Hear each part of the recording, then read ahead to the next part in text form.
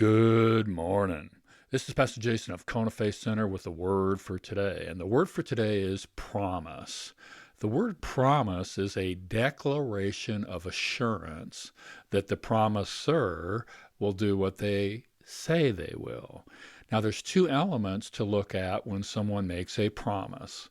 One, are they able to keep the promise? Are they able to do it? And two, are they willing to keep the promise? When God, who cannot lie, who does not change, makes a promise, it's settled that he's able.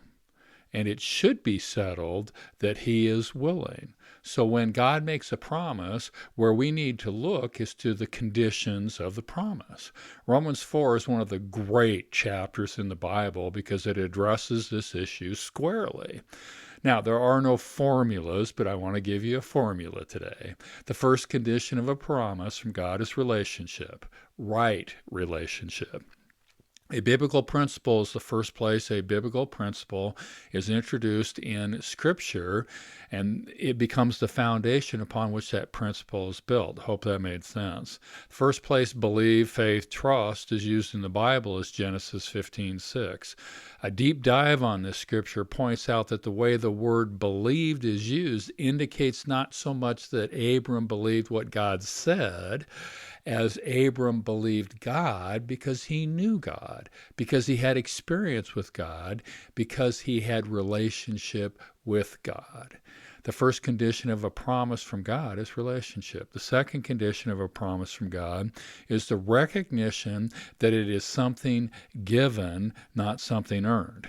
The third condition of a promise from God is that we have to walk in the steps of faith in that relationship with God if we're going to receive the promise. The fourth condition is that we have to receive the promise directly from God. We have to be in his presence to get the promise. It comes only from him. The fifth condition is that we have to have trust, belief, faith that God is able. The sixth condition is we have to have trust, belief, faith that God is willing. The seventh condition is that we have to ignore circumstances, emotions, natural sense perceptions, and rely on our spiritual sense that what God has promised, he is able, he is willing. The eighth condition is that we have to know what the promise is and speak it out. We have to release some faith. The ninth condition is that we cannot waver at the promise through unbelief. The 10th condition is that we need to strengthen our faith, belief, trust by praise, by worship, giving glory and honor to God. The 11th condition is to keep speaking, keep praising until we have become fully convinced, fully persuaded, and cannot be moved off of what we believe. The enemy is always after your faith. You got to understand this. The 12th condition is that as we wait for it, fully persuaded, fully convinced that God has promised, that God will do, that God is able to do, God. Sounds like a lot of conditions. Faith's not a formula, it's a relationship. When God, who cannot lie, who does not change, makes a promise, it is settled that he's able. It is settled that he's willing. So it's up to us just to settle it.